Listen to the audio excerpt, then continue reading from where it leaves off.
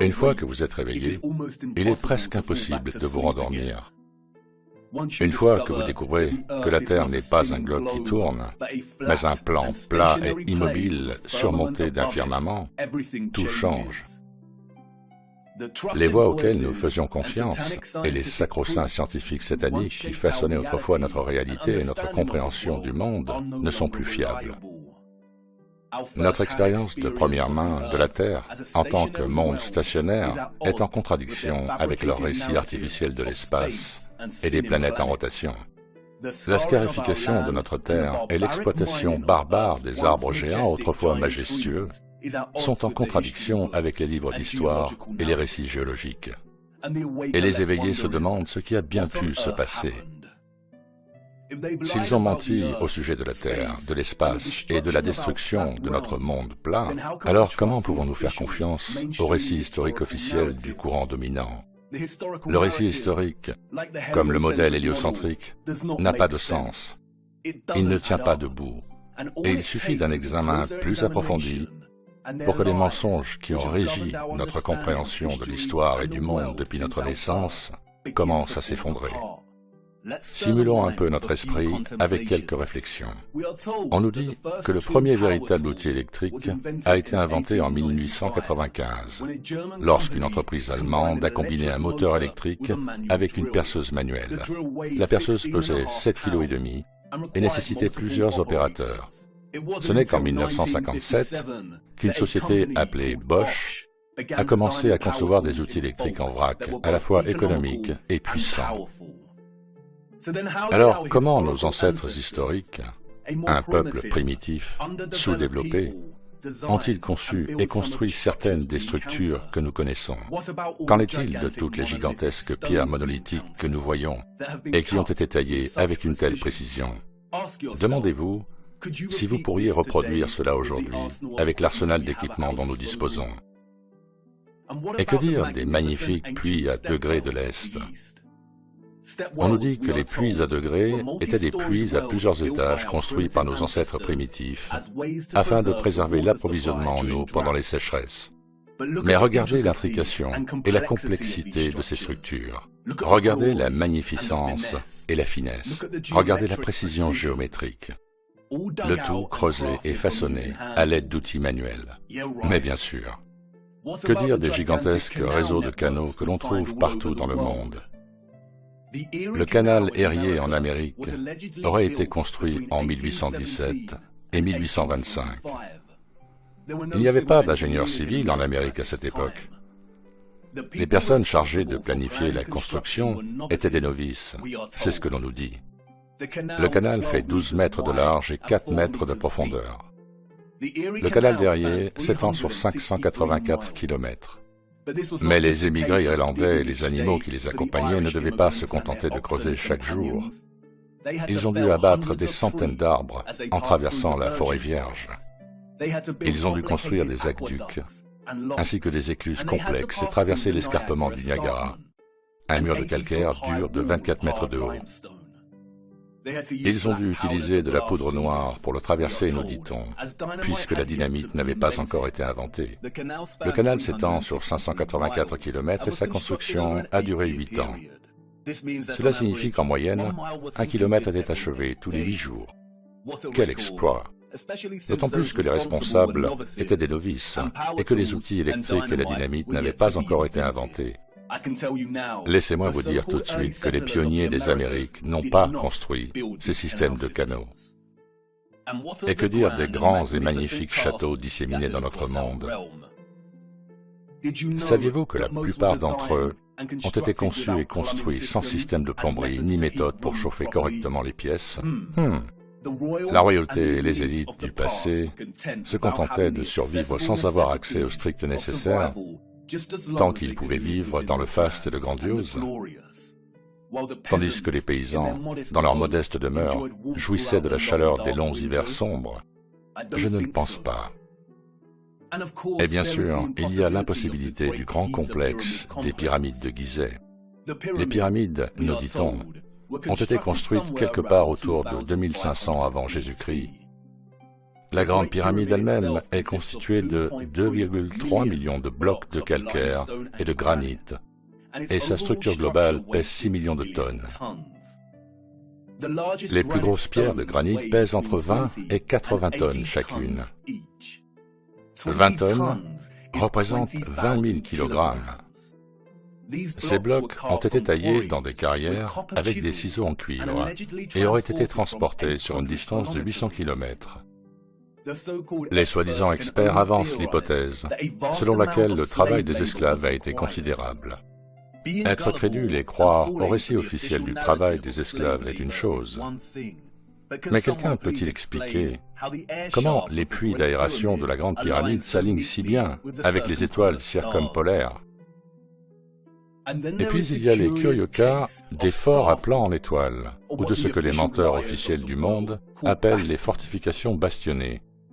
Développés à la fin du XVe et au début du XVIe siècle, ces forts, nous dit-on, ont été conçus à l'époque de la poudre à canon et du canon. La conception géométrique offrait aux militaires d'une nation une protection contre les angles morts pendant les conflits. Mais bien sûr, nous savons tous que la meilleure protection pendant la guerre est de concevoir un fort avec un motif géométrique aussi précis. Un véritable historien s'est-il jamais penché sur la perfection de la géométrie ici? Nos ancêtres primitifs ne disposaient pas de la technologie nécessaire pour voir les structures d'en haut, mais ils sont tout de même parvenus à accomplir cela. Laissez-moi rire, c'est impossible. Nous ne pourrions pas produire une géométrie aussi parfaite à cette échelle aujourd'hui. Nous avons été trompés une fois de plus. Nous avons été endoctrinés au moyen d'un faux récit historique et d'une fausse chronologie. Et comme pour le stupide modèle héliocentrique, il suffit de regarder de plus près à ce récit pour que les choses commencent à s'effondrer et que les mensonges deviennent une évidence flagrante. En raison de leurs mensonges sataniques, reconstituer une chronologie historique précise et honnête est devenu un casse-tête impossible. Le récit officiel est une boîte de Pandore qui ne nous offre que de minuscules indices, des demi-vérités et des tromperies. Les coutures de notre véritable ligne de temps historique ont été desserrées, le contenu effacé et embrouillé, avant même que nous soyons nés dans ce monde. Et c'est là que réside le problème. Comment savoir où vous allez si vous ne savez pas où vous vous trouvez en premier lieu?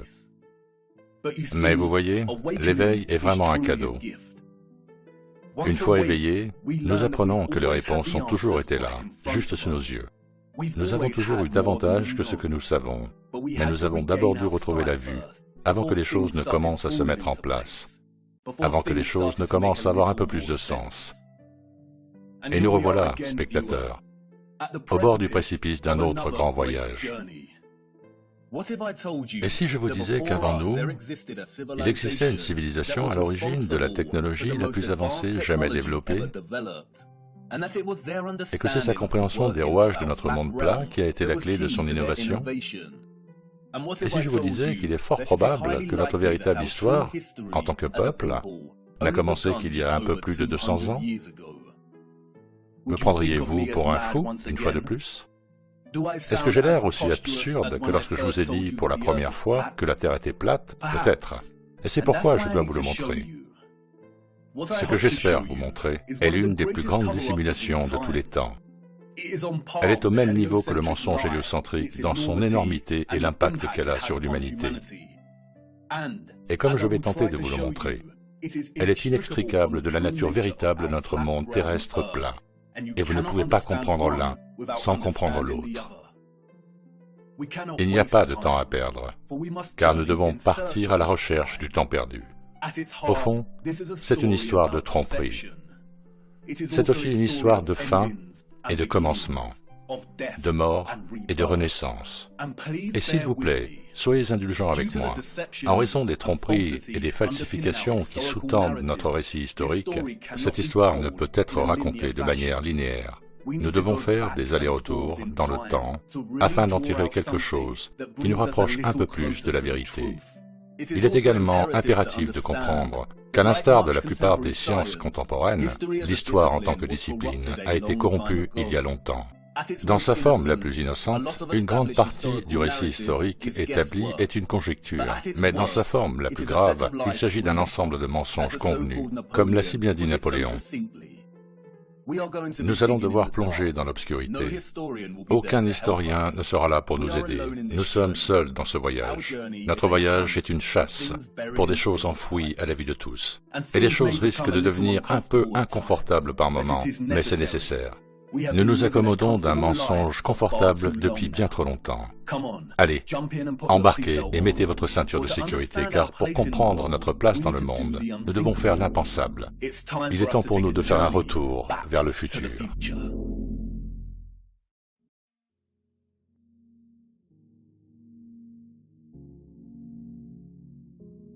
Notre voyage commence dans le plus improbable des endroits. 19e siècle, Saint-Pétersbourg. À son entrée, les saints hors de la cathédrale. La ville est froide, les brumes matinales se dissipent à l'approche du soleil, et nos bottes sont couvertes de boue. Nous sommes en 1860, et si Saint-Pétersbourg se dresse royal et fier, ses habitants sont introuvables. C'est calme, trop calme.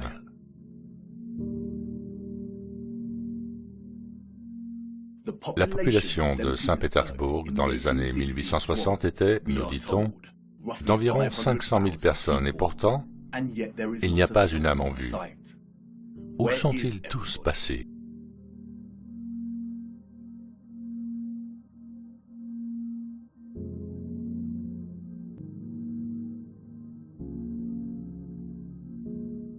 L'ombre longue de la colonne Alexandre nous donne un indice sur l'heure à laquelle le soleil passe au-dessus de cette région. Les ombres longues ne se produisent que le matin ou le soir. Ce doit être le matin, mais il semble que personne n'ait encore fait surface. Si nous parcourons 643 km jusqu'à Moscou, nous voyons la même chose. Des rues vides et calmes.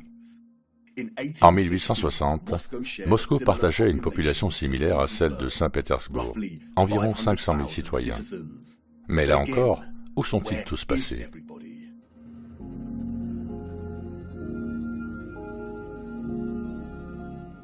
Qu'en est-il du reste du monde à cette époque? Édimbourg, Écosse, année 1840.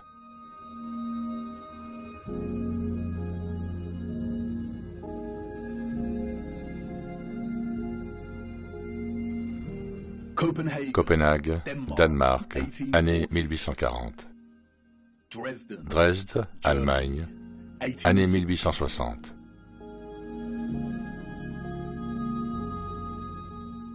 Rio au Brésil, année 1860. Toronto, Canada, année 1860.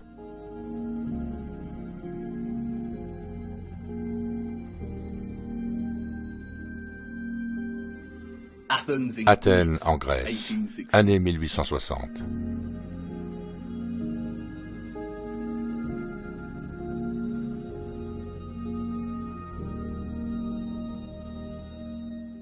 Et puis Londres, enfin, des gens.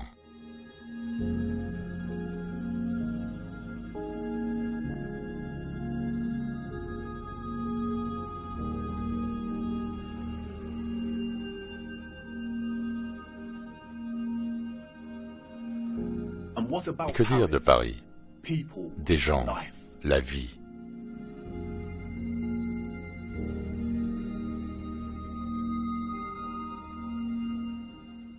La première photographie, nous dit-on, a été créée en 1822.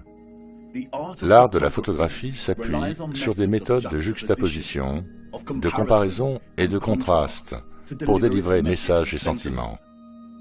Dans ces photographies anciennes, nous ne trouvons pas les mêmes techniques délibérées de juxtaposition que les photographes contemporains utilisent dans leur art, mais plutôt les contrastes naturels qui sont si importants et centraux pour naviguer dans notre histoire trompeuse. Le contraste est un phénomène naturel ou artificiel dans lequel la signification est générée et transmise par la comparaison de deux éléments opposés. Lorsque l'on observe la Russie des années 1860, le contraste est immédiat entre l'absence de population et la taille de ces villes.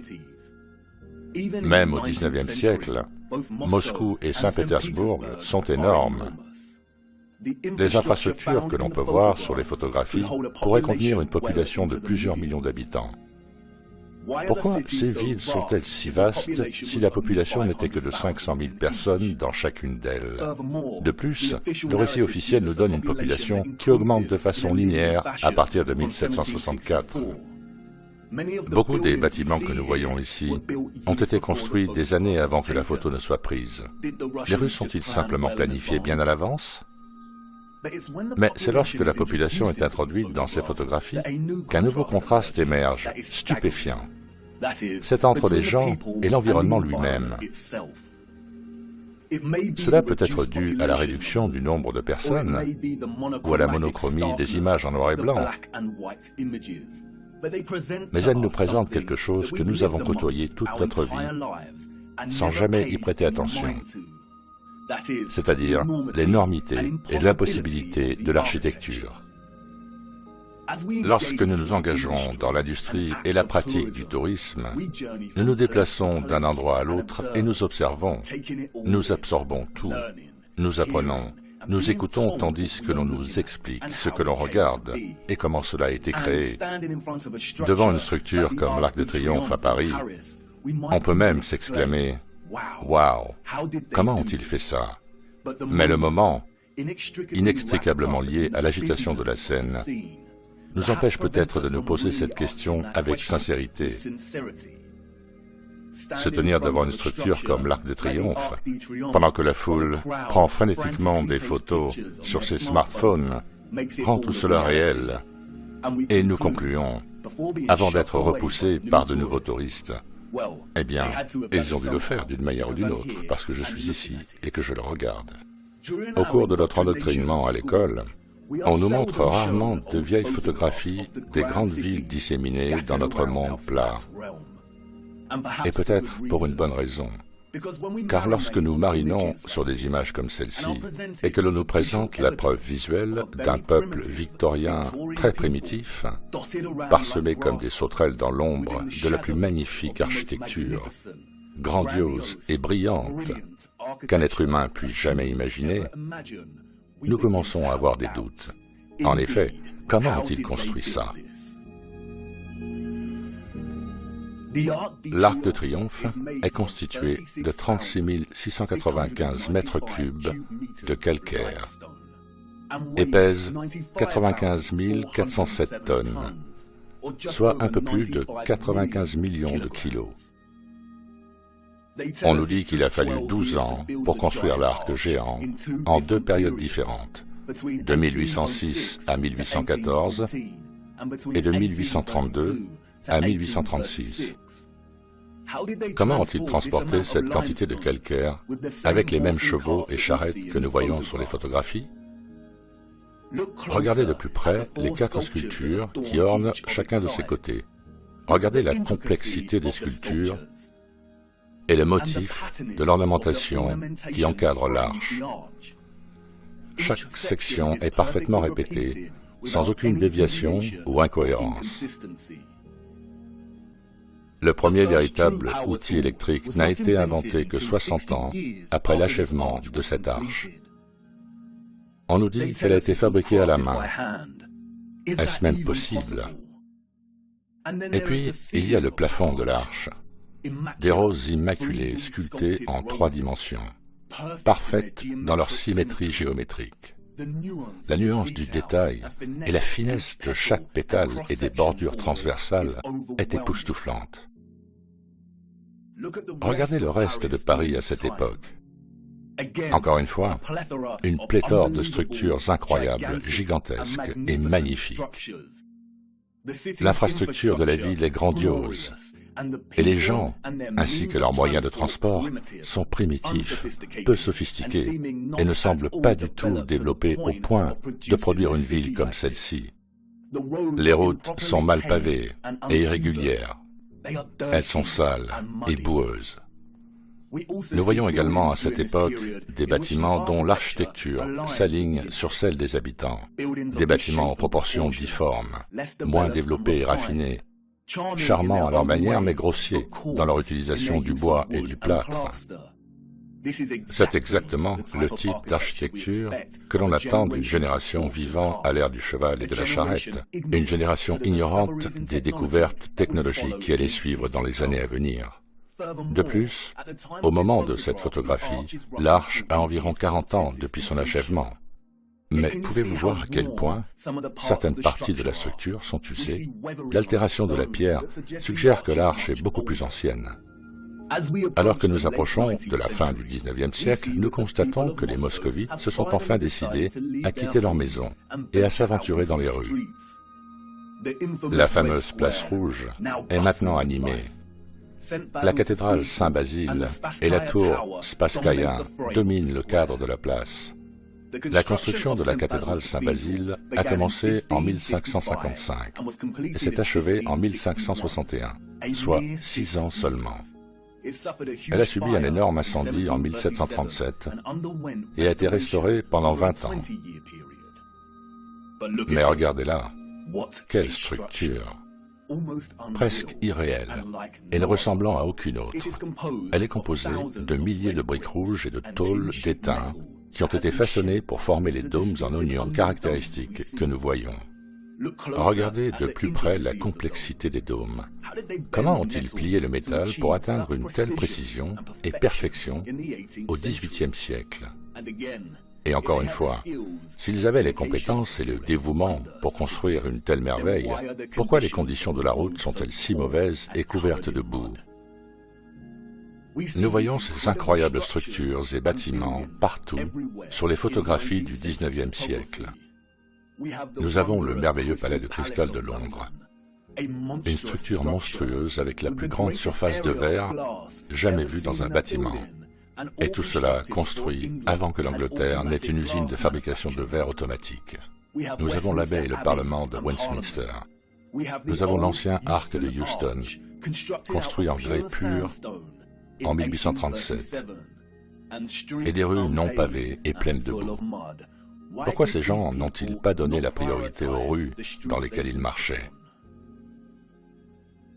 L'église Notre-Dame, le chef-d'œuvre de Dresde, en Allemagne, dont la splendeur complexe et opulente contraste directement avec les chariots déglingués et les charrettes tirées par des chevaux des gens en bas, un peuple dépendant du strict nécessaire, un peuple complètement éclipsé par sa taille et sa majesté. La bibliothèque du Parlement à Ottawa, Canada, construite sur une période de 17 ans. Les premiers colons importants sont arrivés en 1800. Et au moment de la construction, la ville comptait moins de 20 000 habitants. Une bibliothèque grandiose et majestueuse était-elle vraiment une priorité pour les colons? Pourquoi le bâtiment semble-t-il avoir été prélevé en Europe et collé au Canada? Même au début du siècle, 40 ans avant que Bosch ne fasse connaître l'outil électrique, nous avons l'ancienne gare Penn à New York. Regardez la taille de ce bâtiment, aux proportions complètement hallucinantes.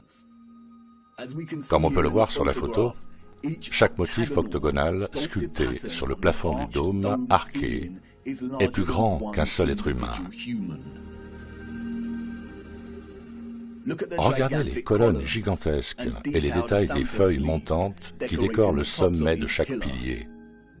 Et ils nous disent que cette station a pris 6 ans à construire, 6 années entières. Mais oui, bien sûr. Pourquoi sommes-nous si crédules?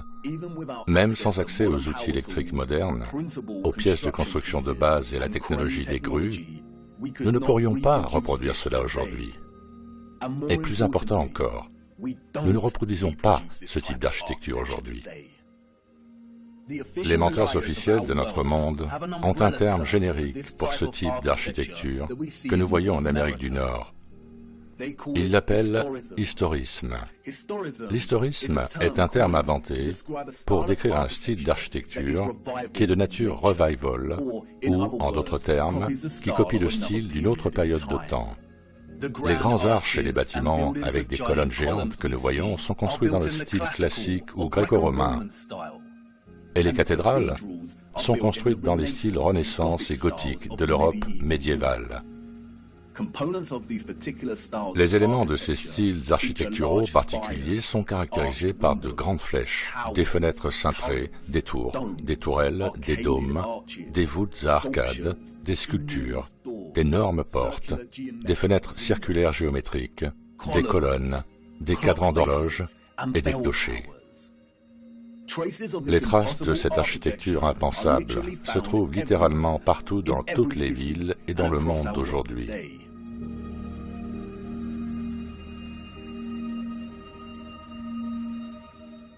Certaines sont préservées et entretenues, comme l'Arc de Triomphe et Notre-Dame de Paris. D'autres sont perdues et oubliées par le temps, comme l'Arche de Houston et l'ancienne gare Penn de New York. En tant que peuple, nous parcourons des kilomètres pour prendre nos propres photos de ces merveilles. Mais les photographes du XIXe siècle nous ont offert quelque chose qu'ils n'auraient jamais pensé donner à une génération future: la perspective. Nous voyons un peuple primitif sur fond d'infrastructures architecturales clairement avancées.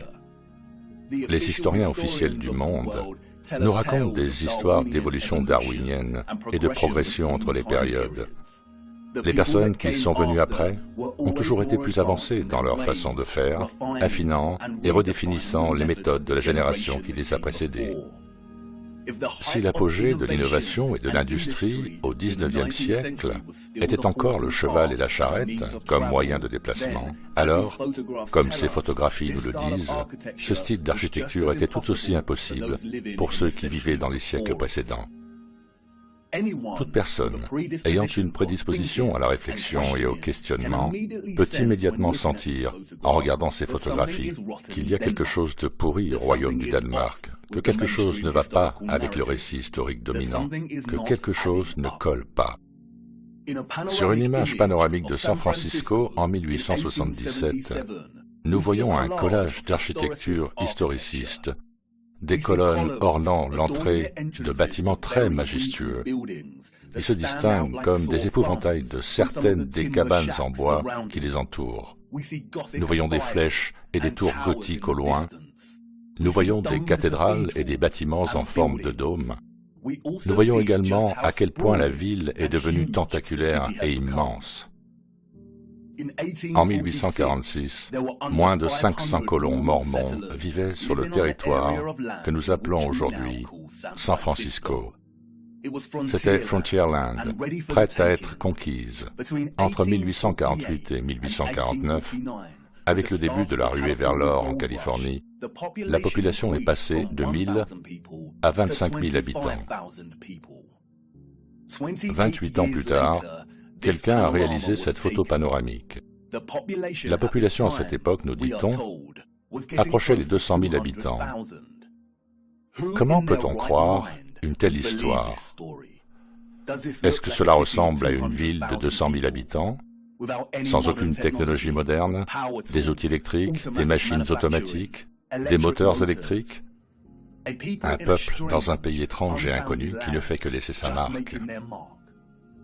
Pouvons-nous vraiment croire qu'un peuple en plein essor a construit cette ville entière en seulement 30 ans? Et encore une fois, un tel calme, une telle immobilité. C'est la photographie d'une ville vide. Où sont tous les gens? L'ombre du poteau ici nous indique qu'il ne s'agit pas des premières heures du matin. Les ombres courtes n'apparaissent que vers midi. Une ville de cette taille à midi devrait être animée. Mais il n'y a pas une seule personne dans le plan de ce panorama. La seule vie que nous voyons est celle d'un cheval, sans aucun maître en vue. Il semble très improbable que tous les gens aient été priés de rester à l'intérieur parce qu'une séance de photos de paysages urbains avait lieu. Et cette scène silencieuse devient encore plus étrange lorsque l'on sait qu'il y a une intention derrière l'objectif. Quelqu'un était là, debout, à un point d'observation, et a pris cette photographie. Mais qui? Et dans quel but? Et quelles sont les chances pour qu'au XIXe siècle, au cours de décennies similaires, nous voyons des villes russes, européennes et nord-américaines désertes, photographiées de la sorte? Et puis, quelques années plus tard, nous trouvons les mêmes endroits grouillants de monde. Un peuple clairement incapable de construire l'architecture que l'on trouve dans ces villes. Et que faire de ces photographies? Si nous acceptons le récit et ces étranges anomalies, alors nous nous arrêtons ici et retournons à nos vies bien remplies. Mais le récit que nous avons reçu n'est pas la vérité. Et nous ne devrions accepter aucun récit, aussi officiel et certifié soit-il, à moins qu'il ne soit logique. Les personnes que nous voyons sur ces photos et leurs premiers ancêtres n'auraient pas pu construire la magnifique architecture que nous voyons. C'est une impossibilité. Allez, embarquez. Nous devons nous aventurer plus loin dans ces villes et regarder d'un peu plus près. Il doit y avoir des indices qui attendent d'être découverts pour nous aider à comprendre pourquoi ces villes sont vides. Attendez, qu'est-ce que vous dites? Vous voulez d'abord essuyer la boue de vos bottes? Ne vous embêtez pas, c'est une perte de temps. Allez, embarquez et allons-y, car c'est la boue qui nous offre quelques petits indices sur ce qui a pu se passer pendant cette période.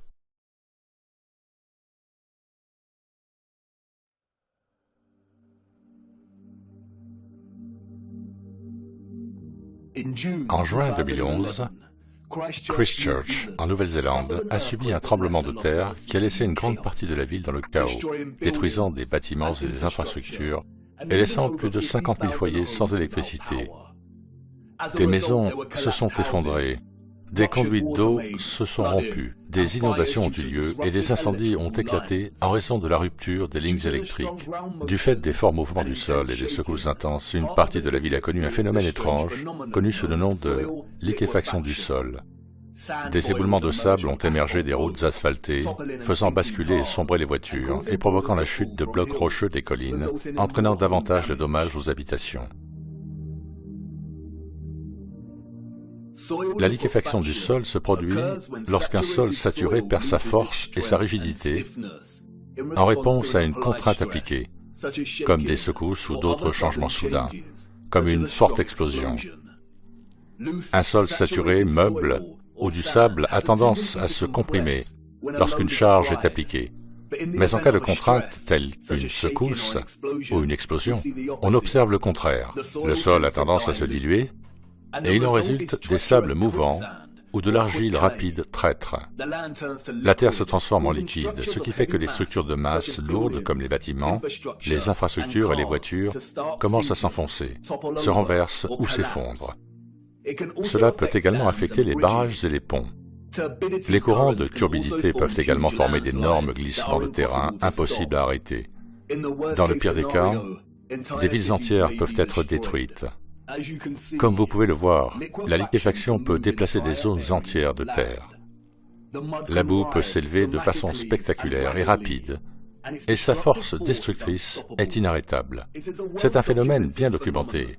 Le tremblement de terre de 1964 à Niigata, au Japon, a provoqué une liquéfaction, et on peut en voir les effets très clairement sur ces photos.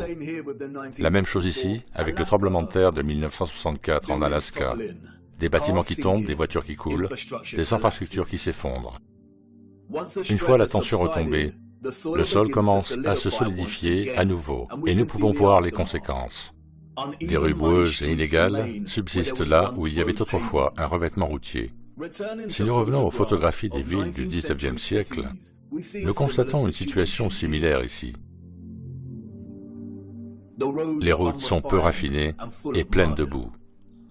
Nous voyons partout des routes inégales, grossières et boueuses, sans sophistication, sur fond d'architecture raffinée, sophistiquée et magnifique. Ces villes auraient-elles pu subir le même sort de liquéfaction du sol qu'à une époque plus récente? Peut-être. Mais malheureusement, les routes boueuses ne sont pas une preuve suffisante pour tirer des conclusions, n'est-ce pas? Les enfants sont ceux qui posent les questions les plus essentielles et les adultes, dans leur stupeur brumeuse, fournissent généralement les réponses les plus insatisfaisantes, régurgitant souvent des informations savantes et absurdes qui laissent l'imagination de l'enfant insatisfaite. En se traînant le long de ces routes boueuses du XIXe siècle et en observant son environnement, un enfant peut se demander « Pourquoi ont-ils construit les fenêtres si bas par rapport au sol ?» Et quelle excellente question! Oui, pourquoi en effet ont-ils construit des fenêtres au niveau du sol? Car voyez-vous, les personnes que nous voyons sur ces photos n'ont malheureusement pas construit cette architecture. Et peut-être que certaines d'entre elles, à un moment donné de leur vie quotidienne bien remplie, se posent exactement la même question. Nous le voyons partout. Fenêtres au niveau du sol.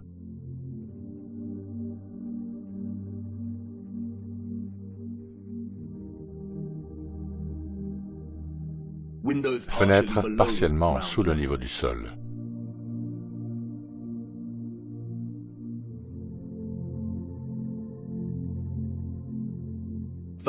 L'entrée du premier étage est surélevée par rapport au niveau du sol.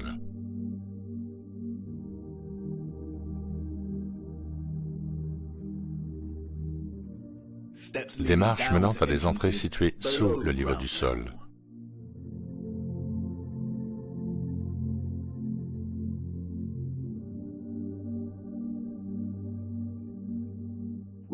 Nous pouvons le constater dans presque toutes les grandes villes de notre monde, à la fois sur des photographies anciennes et lorsque nous marchons dans les rues aujourd'hui. Et qu'est-ce que cela nous apprend? Qu'une société ayant accès à des outils de construction modestes, à des chevaux et à des charrettes, a construit ces infrastructures en dépensant d'innombrables heures et de l'énergie à défricher un terrain de plus de 3 mètres de profondeur pour commencer sa construction. La construction des sous-sols est un travail incroyablement difficile. Depuis le XXe siècle, les grandes machines d'excavation telles que les tractopelles et les engins à chargement frontal ont permis de réduire considérablement le temps et la main-d'œuvre nécessaires pour creuser un sous-sol par rapport au terrassement manuel avec une bêche. On pourrait peut-être dire que nos ancêtres historiques étaient aussi dévoués à l'architecture qu'ils construisaient et que beaucoup des bâtiments enfoncés que nous voyons sont en fait dus à des élévations et à des dépressions dans le paysage naturel. Le récit officiel, toujours plein d'incohérences, suffirait peut-être s'il n'y avait pas de fouilles contemporaines. Lorsque nous regardons des photographies comme celle-ci, nous nous rendons immédiatement compte que ce que nous voyons, ce sont des fenêtres et des portes situées à 2 ou 3 mètres sous la surface du sol. Pourquoi y a-t-il des fenêtres et des portes sous terre?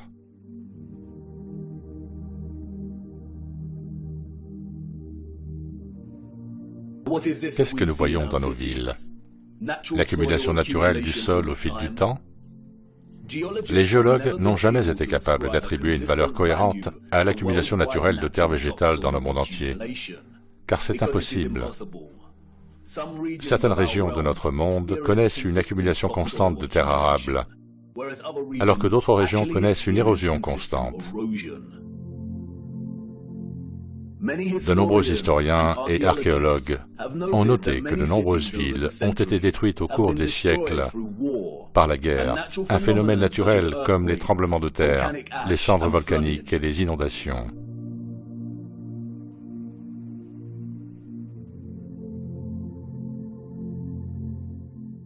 Ne s'agit-il pas simplement des couches des civilisations précédentes?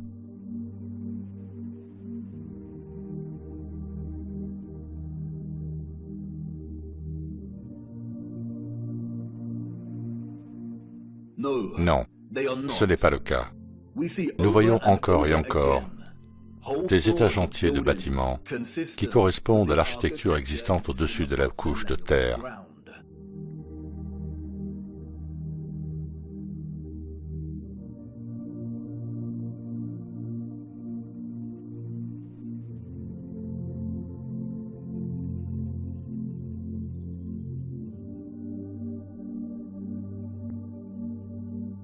Vous voyez, ce qui se trouve en dessous ne sont pas les traces inconnues des générations précédentes, mais de la même génération qui a construit ces structures. Et une fois que l'on voit ce genre d'infrastructures enfouies, qui existent en si grand nombre dans notre monde, on ne peut plus ne plus le voir.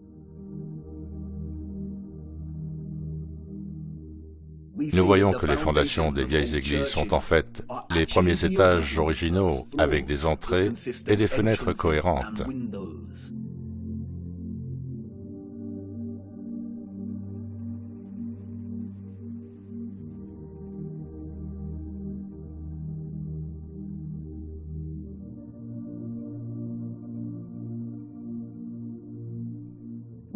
Nous voyons des mosaïques déterrées. Nous voyons des piliers, des colonnes et des arcs qui étaient à l'origine beaucoup plus grands. Et c'est la couche de terre qui a réduit leur taille, comme s'ils n'étaient pas assez grands pour commencer.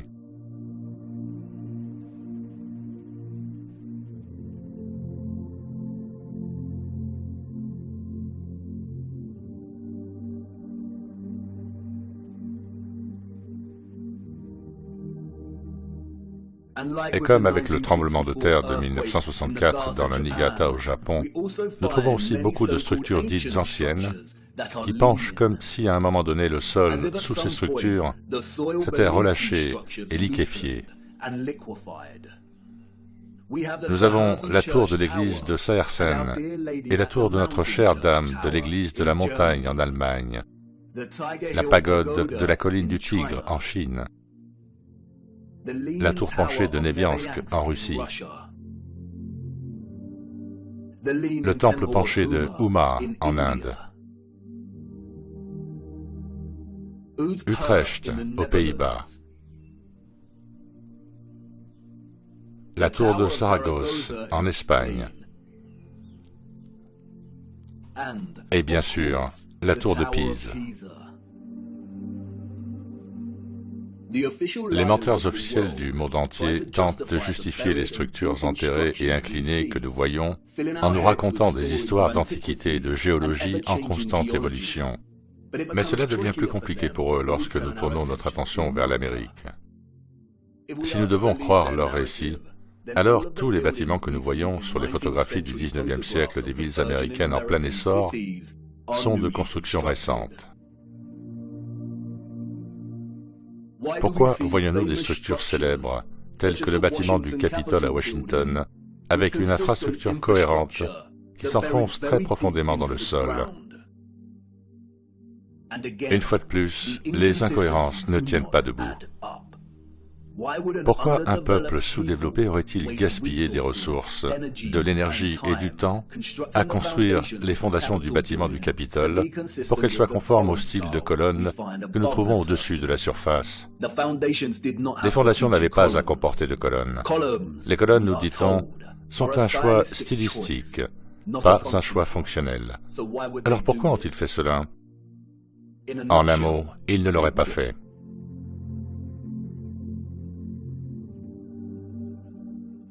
Nous voyons des images qui suggèrent que les gens du XIXe siècle se préoccupaient en fait de déplacer une grande partie de l'énorme quantité de boue présente ici, de niveler le sol et d'excaver les structures existantes.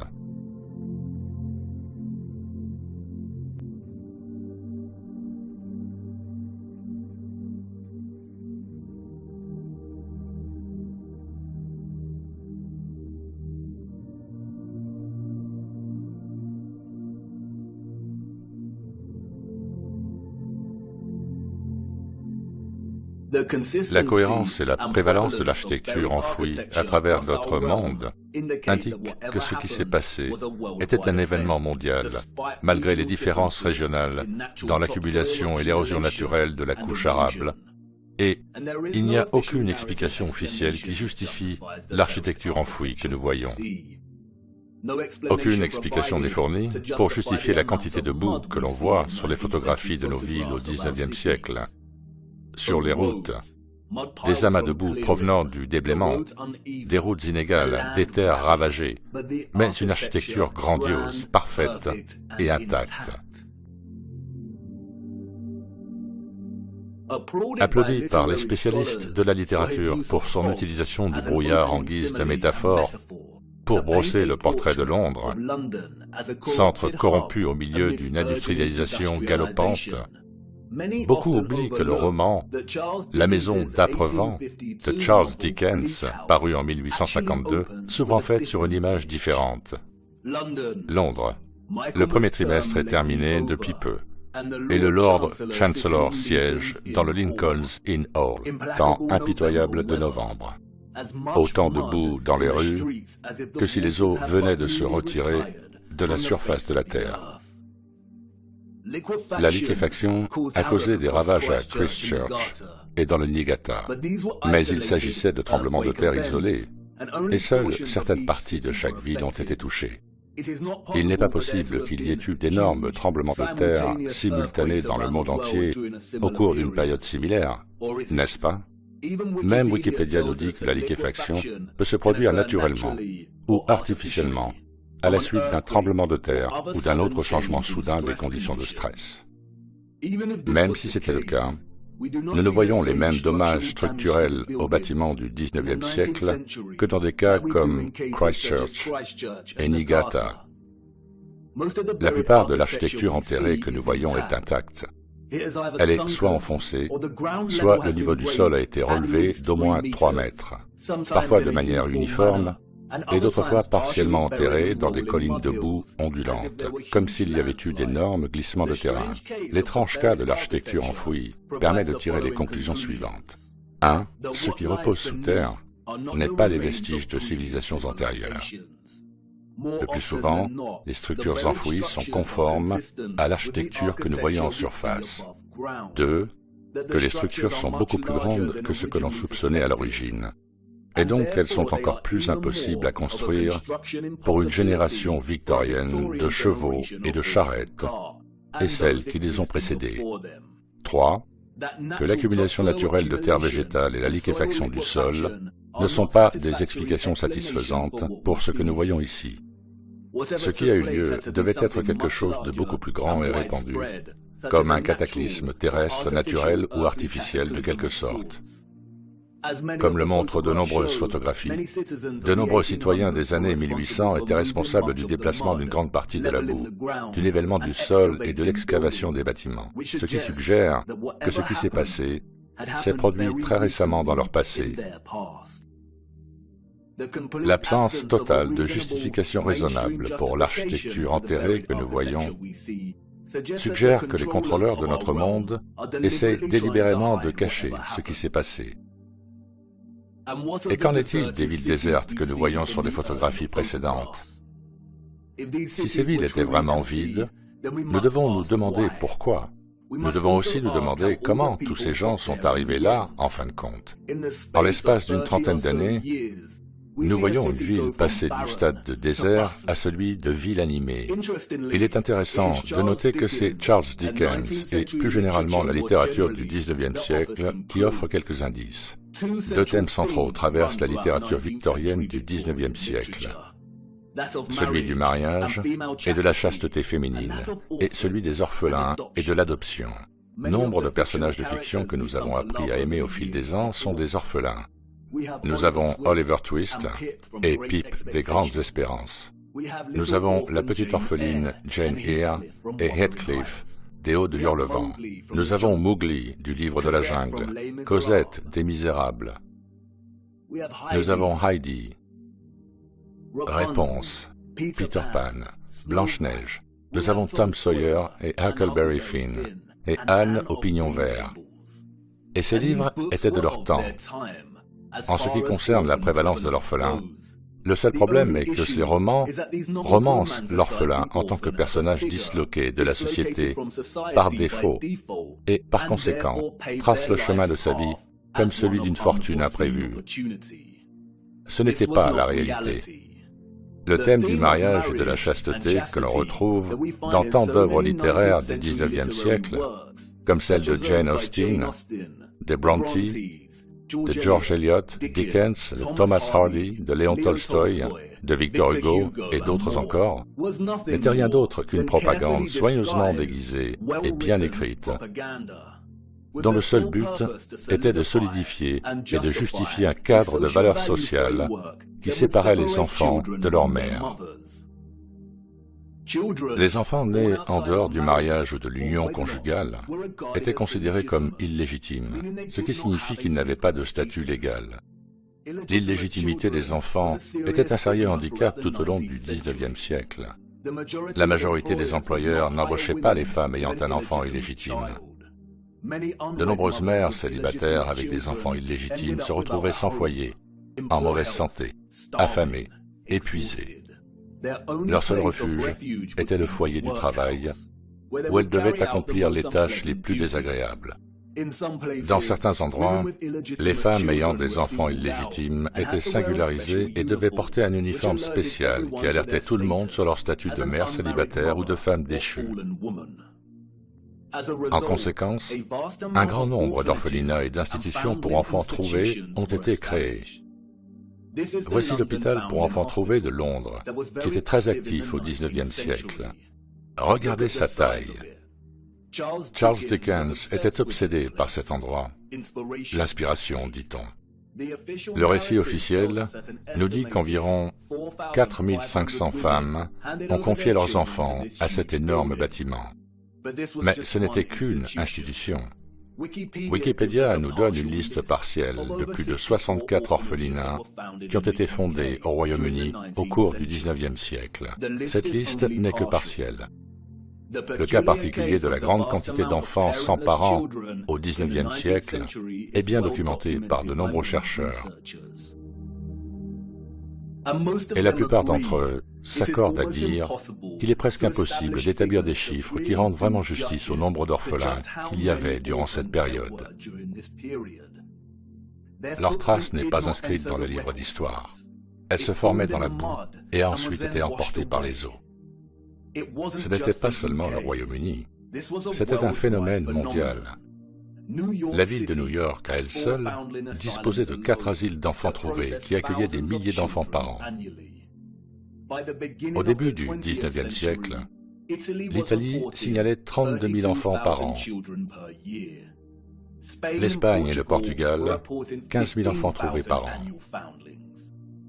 Avant 1860, 374 000 enfants enregistrés ont été pris en charge par les seuls asiles de Milan, Naples et Florence. L'historien David L. Ransell affirme que Moscou recevait entre 16 et 18 000 enfants en bas âge par an dans les années 1880 et en envoyait plus de 10 000 par an dans les villages périphériques pour y être placés. En 1882, il y avait en tout 41 720 enfants trouvés du foyer de Moscou vivant dans 32 000 familles d'accueil réparties dans 4 418 villages. Une douzaine de villages comptaient chacun plus de 90 familles d'accueil. Ce que l'on oublie souvent, c'est qu'une série de lois ont été adoptées dans les années 1800, rendant presque impossible pour les mères célibataires de garder leur bébé. La réforme de la loi sur les pauvres de 1833 a introduit des clauses de bâtardise qui transfèrent l'entière responsabilité de l'enfant illégitime sur la mère. La stigmatisation sociale signifiait qu'elle ne serait pas en mesure de s'occuper de son enfant et qu'elle serait obligée de le remettre aux autorités, ou pire encore. Les annonces d'adoption ou de garde d'enfants sont devenues populaires dans les journaux. Et, comme de nombreux chercheurs l'ont souligné, elles étaient une façade pour ce que l'on appelait les fermes à bébés ou les meurtres rémunérés. Comme l'indique Dorothy L. Heller, les annonces peuvent avoir été trompeuses pour le grand public. Mais elle se lisait comme un message codé à l'intention des mères célibataires. Aucune référence n'était demandée et aucune n'était offerte. La somme de 11 centimes d'euros par semaine pour garder un nourrisson ou un enfant malade était insuffisante et un enfant malade et un nourrisson de moins de 2 mois étaient les moins susceptibles de survivre et les moins chers à enterrer. On prenait les nourrissons sans poser de questions, et il était entendu que pour 13 euros, on ne s'attendait pas à ce qu'on pose des questions. La transaction entre la mère et l'éleveur de bébés se déroulait généralement dans un lieu public, dans les transports en commun ou par l'intermédiaire d'une seconde partie. Aucune information personnelle n'était échangée. L'argent était versé et la transaction était terminée. La mère savait qu'elle ne reverrait jamais son enfant vivant. Cependant, la plupart des enfants n'étaient pas assassinés, mais déposés à la porte d'orphelinats ou de foyers de travail. On donnait une toute nouvelle identité à tous les enfants placés dans ces institutions. On leur fournissait temporairement un abri, de la nourriture et des vêtements, puis on les envoyait dans des maisons de travail ou ailleurs. Au XIXe siècle, les photographies étaient rares, mais vers la fin du siècle, nous en voyons davantage. Le dernier continent à connaître un tel exode massif d'orphelins était les États-Unis. Et c'est là que nous voyons les traces des trains d'orphelins. Le premier groupe de ces orphelins est arrivé dans le Michigan en 1854, et à partir de ce moment, le réseau a transporté des centaines de milliers d'enfants à travers les États jusqu'à sa fin en 1929. Officiellement, plus de 97 institutions s'occupaient d'orphelins et de trains d'orphelins au XIXe siècle. Et là encore, cela ne concernait pas seulement les États-Unis. Annie Macpherson entrera dans l'histoire comme une femme qui a exploité plus de 100 000 orphelins et les a expédiés du Royaume-Uni vers le Canada, la Nouvelle-Zélande, l'Afrique du Sud et même jusqu'aux confins de la planète en Australie, pour les vendre comme main-d'œuvre enfantine. Pourquoi voyons-nous tant de photographies d'orphelins dans des foyers de travail? Pourquoi travaillent-ils avec des machines conçues pour être utilisées par des adultes? N'y avait-il pas assez d'adultes à cette époque pour effectuer ce travail? Et puis il y a un cas étrange, celui de l'essor des parcs d'attractions américains au tournant du XXe siècle. En plus des manèges et des expositions, beaucoup de ces parcs présentaient une attraction inhabituelle, les enfantoriums. Les visiteurs de ces parcs pouvaient se promener en dégustant des glaces et passer par ces stations. Une visite équivalente à celle d'une unité de soins intensifs néonatale entièrement fonctionnelle, avec des incubateurs remplis de bébés prématurés endormis. L'histoire a été clémente avec Martin Cooney. Présenté comme un héros, Cooney était l'esprit allemand derrière les incubateurs. Sa première rencontre avec des bébés prématurés, nous dit-on, a eu lieu à l'exposition universelle de 1896. Il a su immédiatement que l'exposition sauverait des vies de bébés. La technologie permettant de maintenir en vie les bébés prématurés était coûteuse et il savait que le public paierait pour voir les bébés en couveuse. Il ferait payer un droit d'entrée dans les parcs d'attractions pour générer des fonds afin d'aider ces bébés à vivre. Les infirmières s'occupaient des bébés sous le regard enchanté du public, comme s'il s'agissait d'une autre attraction. Les expositions de bébés prématurés comprenaient des rabatteurs qui tentaient d'attirer le public pour qu'ils viennent voir les bébés. Je ne sais pas ce que vous en pensez, mais je trouve qu'il y a quelque chose qui ne va pas à propos de ces couveuses. Des publicités annonçant des bébés vivants. Beaucoup de foires où Cooney montrait ces bébés présentaient aussi des expositions géniques. L'eugénisme est un domaine de pseudosciences corrompues qui approuve la reproduction sélective pour améliorer la qualité génétique de la population humaine. L'eugénisme a été inspiré par le darwinisme et a été une idéologie motrice qui a alimenté les nazis. Pourquoi les gens paient-ils pour voir des bébés vivants, comme s'ils n'en avaient jamais vu auparavant? Les gens de l'époque n'avaient-ils pas leurs propres bébés? Et où sont les parents de ces enfants? Comment disposaient-ils au XIXe siècle de la technologie nécessaire pour maintenir en vie des bébés prématurés de cette manière?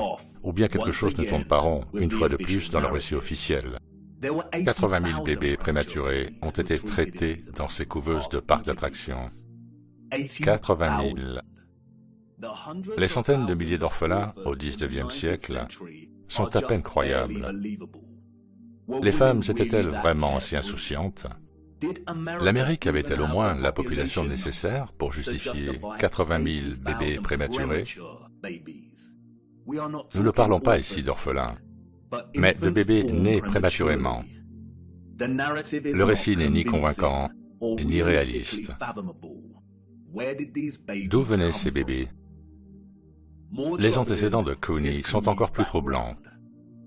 Comme de nombreux historiens l'ont souligné, il n'avait pas de diplôme ou de formation médicale, et son histoire est très similaire à celle de la philanthropie peu convaincante qui entoure certaines de nos personnalités contemporaines qui n'ont pas non plus de diplôme médical. Et puis, il y a Mary Dressler, une star canadienne du cinéma muet et de la dépression. Elle a adopté un de ses bébés en couveuse. Ah, les célébrités et l'adoption. Le récit officiel nous laisse commodément en dehors de son histoire et nous dit qu'elle a peut-être eu une fille qui est morte en bas âge. Mais les photographies suggèrent le contraire. A-t-elle adopté son bébé couveuse dans l'une de ses foires? Ou les foires sont-elles une façade pour l'adoption illicite de bébés prématurés? Même s'ils étaient prématurés, cela signifiait-il qu'ils n'avaient pas de parents? Qui était propriétaire et responsable de ces parcs? Et qu'est-il arrivé aux bébés une fois qu'ils ont grandi et quitté les couveuses? Si quelque chose semble étrangement faux dans l'histoire de ces parcs et de ces orphelins, c'est parce qu'on ne nous dit pas la vérité. Pourquoi y avait-il des centaines de milliers d'enfants sans parents au XIXe siècle? D'où venaient-ils? Ils ont été déplacés dans le monde entier. Europe, Amérique, Russie, Australie, Canada. Pourquoi? Surtout quand la plupart avaient encore un parent vivant. Si la grossesse hors mariage était un tel handicap social qui entraînait un tel traumatisme, pourquoi tant de personnes se sont-elles mises dans cette situation en premier lieu? Le gouvernement se souciait-il suffisamment de la moralité sociale pour adopter des lois et tous les efforts déployés pour construire et entretenir des orphelinats et des réseaux de relocalisation des orphelins n'auraient-ils pas grévé les finances et les systèmes administratifs du gouvernement? Cela aurait certainement été le cas. Mais voyez-vous, il y avait un plus grand objectif derrière l'agenda mondial du gouvernement. Le repeuplement. Le récit social de la chasteté n'était rien d'autre que de la propagande et une justification pour voler des enfants. La raison pour laquelle nous voyons des villes vides au début du XIXe siècle et qu'elles étaient en fait vides, sans population, et la raison pour laquelle elles sont animées 30 ans plus tard est que des orphelins ont été envoyés dans ces villes pour les repeupler. Vous voyez, au début du XIXe siècle, il y a eu une sorte de réinitialisation mondiale par la dépopulation, puis la repopulation.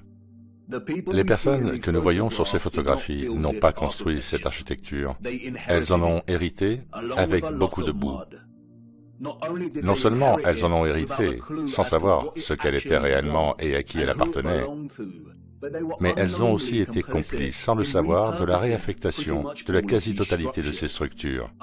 Je sais, tout ça n'a pas beaucoup de sens pour l'instant. Vous vous demandez probablement pourquoi ces villes étaient vides et pleines de boue. Ce qui s'est passé pour que les gouvernements aient besoin de repeupler la Terre, et je sais ce que vous pensez. Tout cela est très intriguant. Mais qu'est-ce que cela a à voir avec la Terre plate? Vous voulez en savoir plus sur le firmament, le Soleil et la Lune et notre plan stationnaire. Ne vous inquiétez pas, tout deviendra plus clair au fur et à mesure que nous poursuivrons notre voyage. Les preuves répandues d'infrastructures enterrées, de villes désertes et d'une industrie florissante d'orphelins ne sont qu'un début. Ce sont tous des indices nécessaires qui laissent présager une sorte de cataclysme. Mais la véritable histoire n'a pas encore commencé. Le décor devait d'abord être planté, et il est maintenant prêt. Et même si vous ne pouvez pas encore le voir, je sais que vous le sentez. Les villes désertes, l'architecture enterrée et les orphelins signalent tous une obscurité imminente. Il y a un grand nuage noir devant nous. Et je ne vais pas mentir, nous nous dirigeons droit vers son cœur. Et comme je l'ai déjà dit, nous n'avons pas beaucoup de temps. Allez, il est temps pour moi d'honorer ma promesse et de vous ramener dans le futur.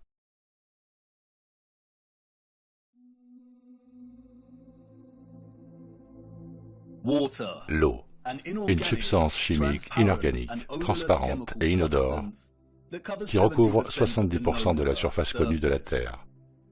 Elle est la force vitale qui anime les organismes à base de carbone qui prospèrent sur notre Terre. Elle délimite et sépare nos terres et s'accumule et se solidifie dans les régions intérieures et extérieures de notre monde stationnaire plat. Dieu aurait dû envoyer un message aux habitants de la Terre et être précis en leur disant de surveiller l'eau, de méditer sur sa fonction et ses lois naturelles, car en leur temps, une grande tromperie serait jetée sur eux, comme l'ombre froide d'un roi inconnu et malfaisant. Et peut-être que Dieu a envoyé ce message sous la forme d'un déluge, mais que sa vérité a été mythifiée et enterrée, et que le mensonge s'est propagé en dépit de cela. L'eau immobile n'est ni courbe ni convexe.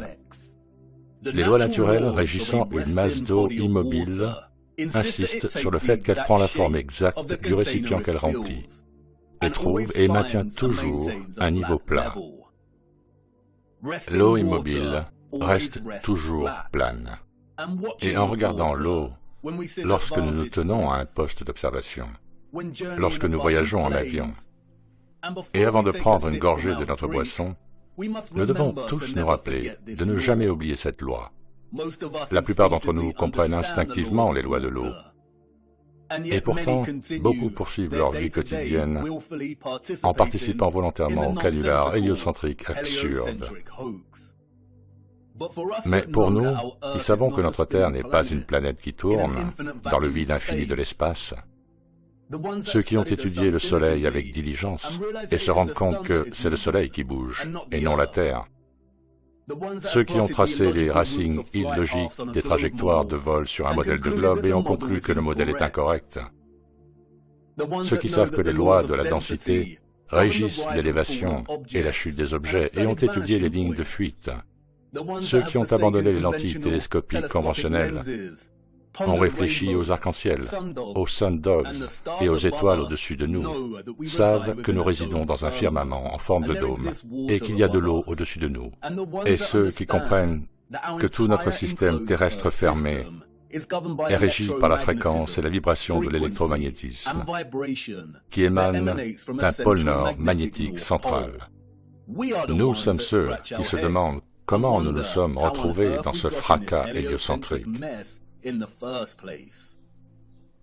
Et si l'on médite assez longtemps sur les étoiles dans l'eau au-delà de notre firmament, et sur les fréquences et les vibrations de l'électromagnétisme qui les font scintiller à travers tant de nuances de couleurs vibrantes et de motifs géométriques, on pourrait peut-être, juste peut-être, se demander, y a-t-il quelque chose de plus dans l'électromagnétisme, quelque chose qui a été omis ou négligé, quelque chose d'indicible ou de caché? L'électromagnétisme est une force fondamentale de la Terre. Le champ électromagnétique prend la forme d'un tore dans lequel circulent toutes les fréquences et vibrations de l'électromagnétisme. Un tore est une surface tournante qui prend la forme d'un coussin. Les inducteurs et les transformateurs toriques sont essentiels à la production d'énergie électrique.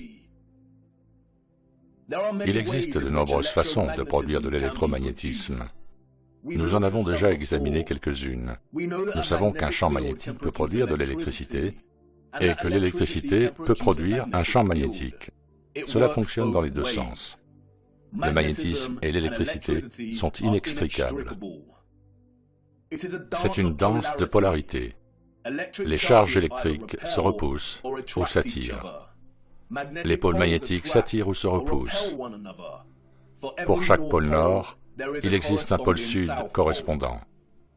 Un courant électrique passant à l'intérieur d'un fil crée un champ magnétique correspondant à l'intérieur du fil, et un courant électrique est créé dans une boucle de fil lorsqu'elle est rapprochée ou éloignée d'un champ magnétique. Les aimants en fer à cheval sont des aimants permanents puissants. Leur forme, dans laquelle les deux pôles magnétiques sont proches l'un de l'autre, produit un champ magnétique puissant et élevé. L'aimant en fer à cheval peut également fonctionner comme un électroaimant. Le tout premier électroaimant a été inventé en 1824, nous dit-on. et se présentait sous la forme d'un aimant en fer à cheval. Sa puissance était évidente dès le début. Il ne pesait que 200 grammes, mais pouvait soulever 4 kg de fer. La clé de la puissance de l'aimant en fer à cheval est l'emplacement de ses pôles. Vous pouvez voir le champ magnétique ici, représenté par les lignes vectorielles. Si vous observez attentivement, vous pouvez voir que la concentration du champ magnétique est plus importante près des pôles de l'aimant. D'aussi loin que l'on se souvienne, on nous a présenté et divertis avec une certaine idée du futur. Pas nécessairement notre futur en tant qu'individu, mais l'avenir de l'humanité, de la technologie et de la société en général, que ce soit sous la forme de films hollywoodiens, et vous savez lesquels, les films d'action, les sagas de science-fiction et les films d'animation ou de littérature, de musique et d'exposition d'art. Dans ce domaine, nous voyons notre technologie portée à ses limites. Les véhicules volent, les ordinateurs vivent, les robots donnent un coup de main, les écrans holographiques décorent chaque pièce. Les villes continuent de s'élever et de dominer le ciel. Certains peuvent se téléporter, et les voyages dans l'espace sont désormais possibles et acceptés comme la norme.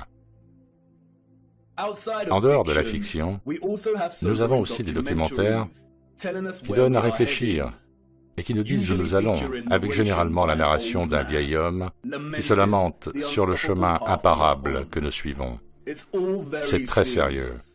Nous détruisons notre planète, la seule que nous ayons. Et nous avons des partis politiques, des organisations non gouvernementales, et des voix fiables, et des génies scientifiques primés, qui partagent des messages similaires. Et en réalité, lorsque vous examinez de plus près la fiction et les faits allégués, ils partagent tous les mêmes prémices et principes sous-jacents. Nous devenons si avancés technologiquement que la planète sur laquelle nous résidons n'est plus suffisante ou ne peut plus soutenir notre activité.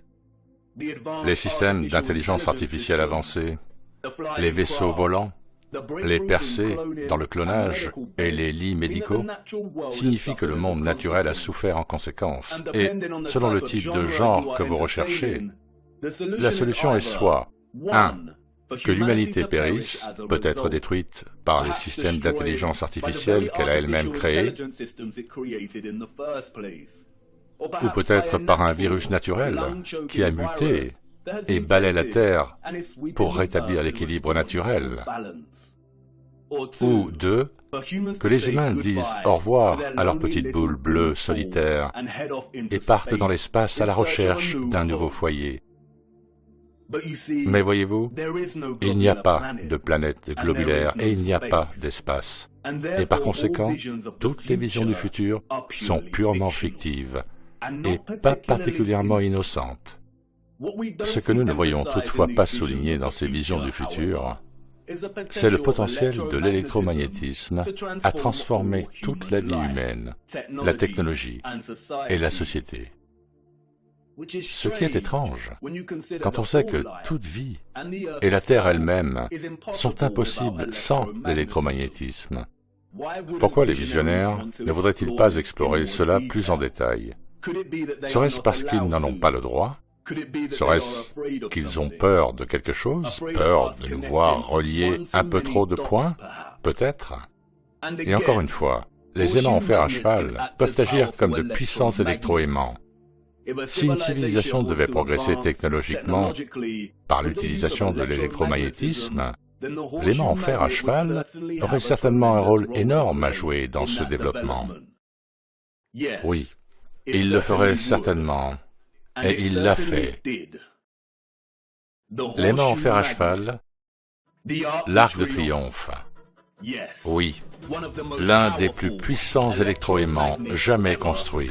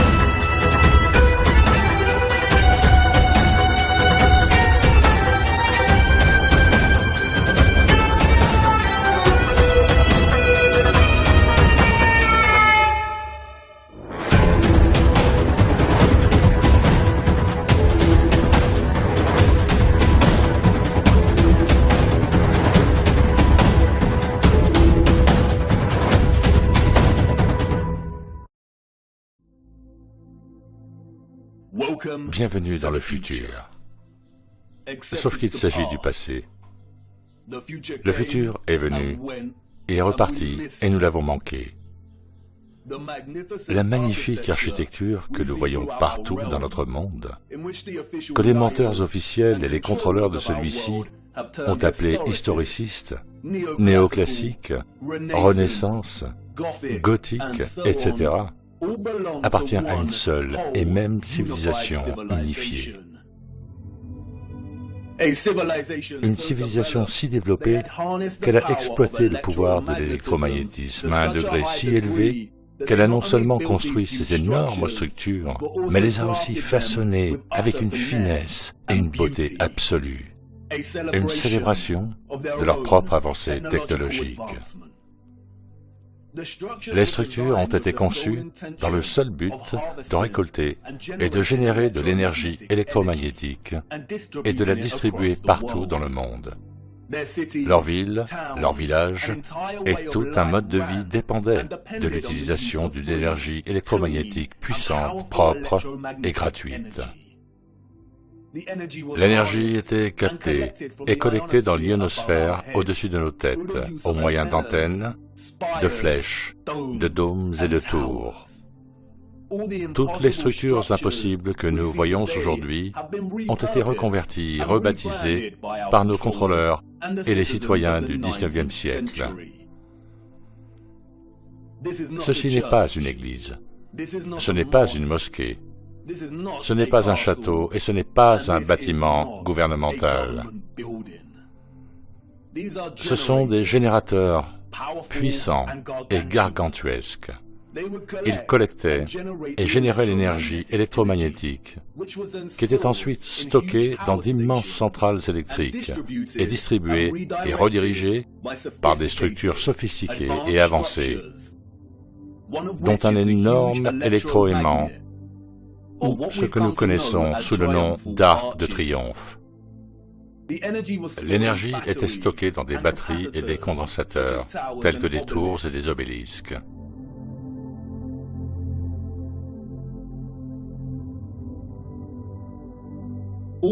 Toutes les villes ont été construites partout dans notre monde sous la forme d'un grand réseau électrique interconnecté, un peu comme une énorme carte mère d'ordinateur. Je sais déjà ce que vous pensez. Quoi? Il a finalement perdu la tête. Il nous a eu avec la Terre plate. Mais là, c'est trop. Je sais. La programmation de secours est en train de se mettre en place. Mais avant de vous détourner pour partir et de balancer vos bottes boueuses, laissez-moi vous montrer comment cela a fonctionné. Comme vous le savez, nous vivons sur un plan plat et stationnaire. Au centre se trouve une source de magnétisme au pôle Nord, et directement au-dessus se trouve Polaris, fixé au point central et le plus élevé d'un merveilleux firmament en forme de dôme cristallin. Sous le firmament, différentes couches d'atmosphère existent à différentes hauteurs. L'ionosphère commence à environ 50 km au-dessus de la Terre. Elle comprend une thermosphère et la mésosphère. L'ionosphère est une atmosphère électrique qui est ionisée par l'électromagnétisme du Soleil. Elle forme également le bord interne de la magnétosphère. Je sais, beaucoup de grands mots et de concepts abstraits. Mais vous êtes familier avec ce processus et vous en avez été témoin chaque jour pendant toute votre vie.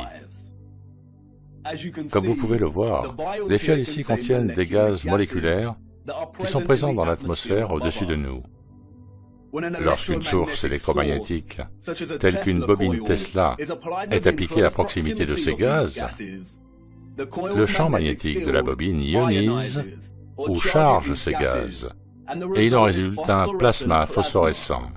Les gaz se colorent, c'est pourquoi notre ciel est principalement bleu, parce que la présence électromagnétique du Soleil ionise l'atmosphère, et le résultat est un plasma coloré.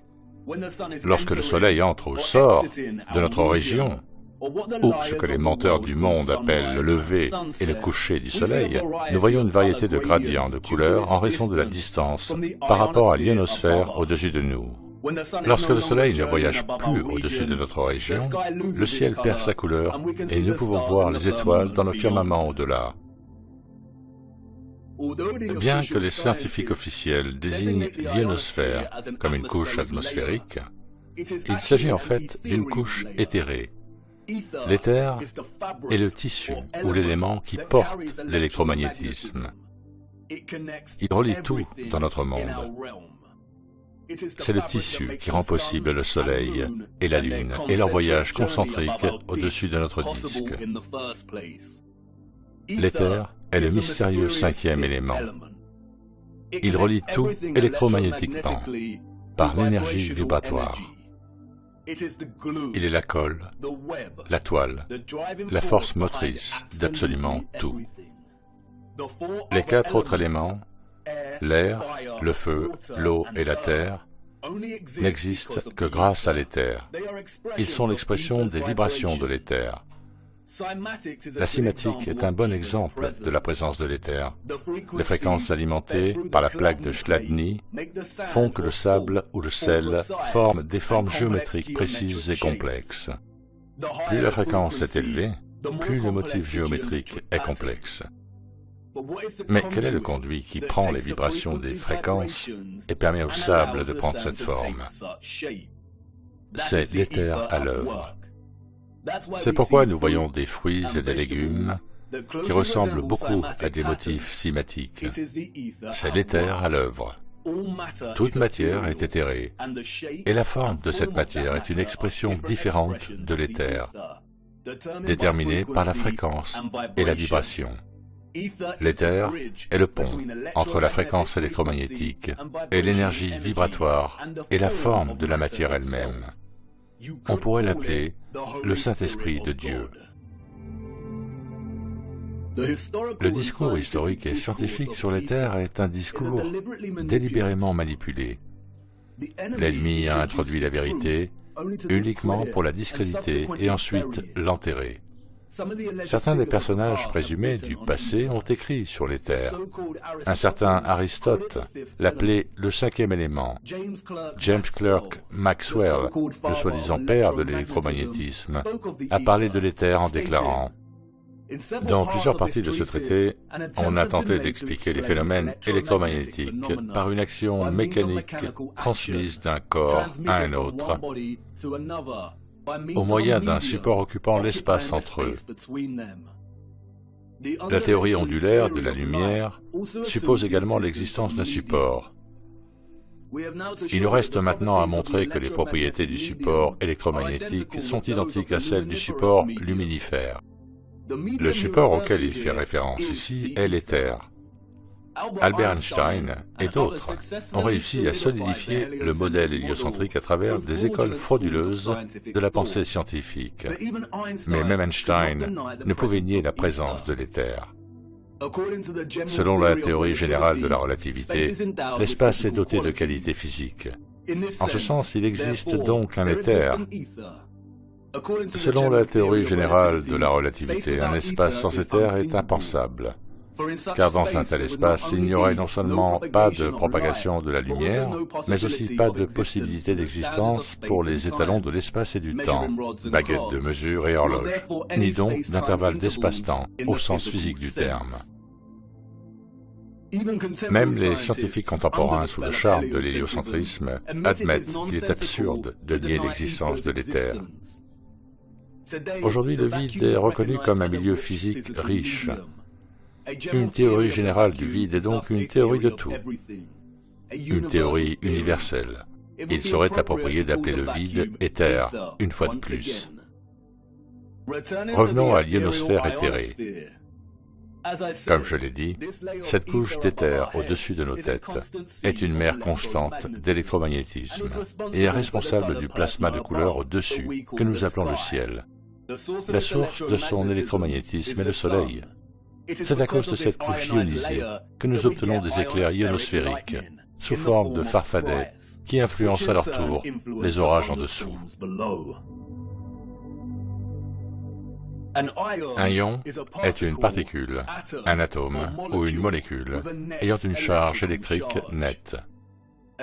L'électricité est un flux continu d'ions. Les électrolytes de notre corps sont ionisés. Tout est relié par l'électromagnétisme et l'éther. Nos ancêtres historiques hautement développés et sophistiqués comprenaient non seulement le fonctionnement de l'ionosphère et de l'éther, mais ils avaient également mis au point des méthodes pour les exploiter de manière magistrale en tant que combustible pour alimenter la Terre entière. Et si le processus exact par lequel ils ont pu extraire l'éther nous est délibérément caché et reste inconnu, les vestiges structurels que l'humanité a depuis réutilisés en tant qu'architecture nous offrent de nombreux indices sur la façon dont tout cela a fonctionné. Les preuves sont partout pour ceux qui ont des yeux pour voir. Et une fois que vous les voyez, elles deviennent si évidentes que vous vous en voudrez de ne pas les avoir remarquées en premier lieu. La question est très complexe, et il faudrait du temps pour l'étoffer. Pour l'instant, nous allons donc examiner de plus près certaines de ces structures et présenter quelques concepts de base. Au fur et à mesure que nous poursuivrons notre voyage, nous explorerons tout plus en détail. Nous les voyons partout. Au sommet de toutes ces magnifiques structures, des tours, des flèches et des pinacles qui s'élèvent en antennes pointues.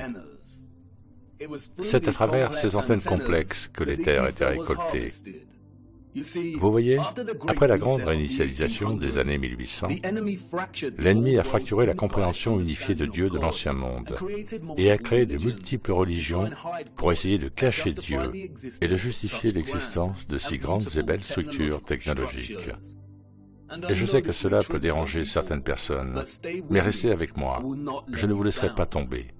Mais pour l'instant, il est essentiel de comprendre que de nombreuses icônes religieuses qui ornent et composent ces antennes n'ont jamais été des indicateurs de différentes religions dans l'Ancien Monde, et n'étaient pas destinées à l'être.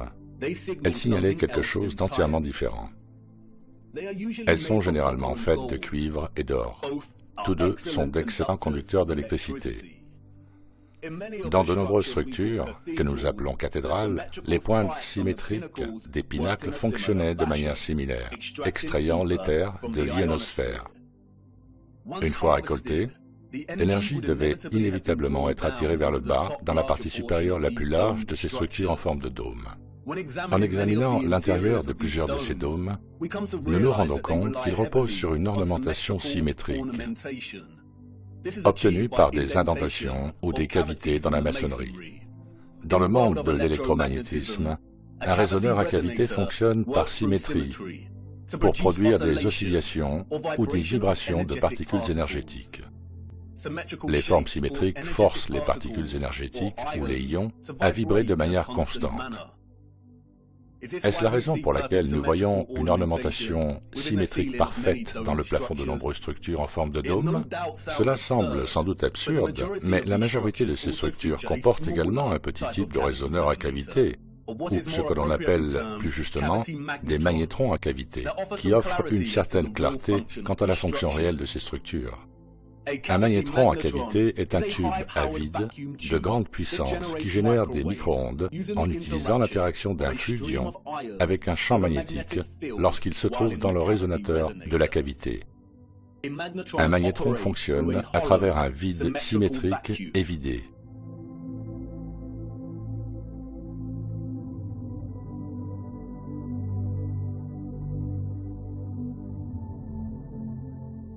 Il émet de puissantes micro-ondes qui peuvent servir de source d'énergie libre. Si vous brisez la symétrie ou fermez le vide, il ne fonctionne plus. Mais pouvez-vous voir la ressemblance? Ces structures n'ont jamais été conçues pour contenir du verre. Les contrôleurs ont ajouté le vitrail aux rosaces pour couper la fonction du magnétron. Ils ont fermé nos instruments d'énergie libre. Et ils sont partout dans ces structures.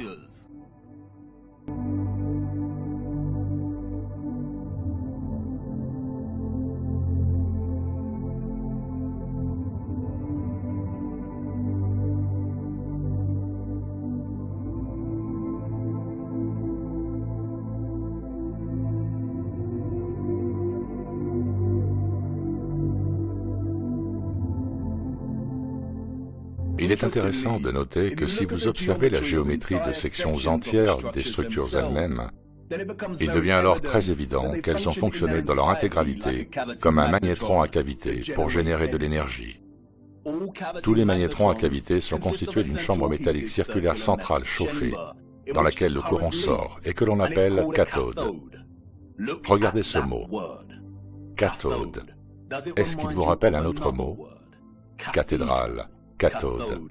Comme pour tout le reste, ils corrompent la vérité et cachent des choses à la vue de tous. Les contrôleurs ont retiré la plupart des cathodes faisant partie intégrante de ces magnétrons à cavité, mais il existe aujourd'hui certaines structures dans lesquelles on peut voir des traces de l'ancienne cathode encore présente. Le recours important à la symétrie et autres cavités dans ces structures n'est pas une coïncidence.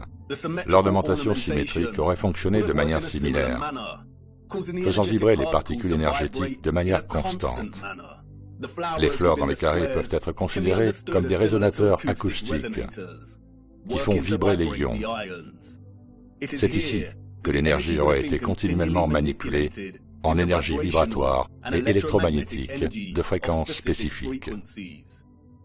Regardez attentivement ces magnifiques résonateurs acoustiques. Pourriez-vous en fabriquer un à la main aujourd'hui et à une telle hauteur? Pourquoi un peuple sous-développé passerait-il autant de temps à fabriquer une ornementation symétrique aussi parfaite? Surtout si elle n'avait aucune fonction et était purement esthétique, ils ne l'auraient pas fait. Les résonateurs à cavité et les magnétrons auraient dû fonctionner en partenariat avec un moteur ou un réacteur central contenu dans toutes ces structures. Les mots résonateur et réacteur sont tous deux intéressants, tout comme les mots conducteur, générateur, créateur et le nom Mercator. Ils contiennent tous le mot Tor dans leur structure linguistique.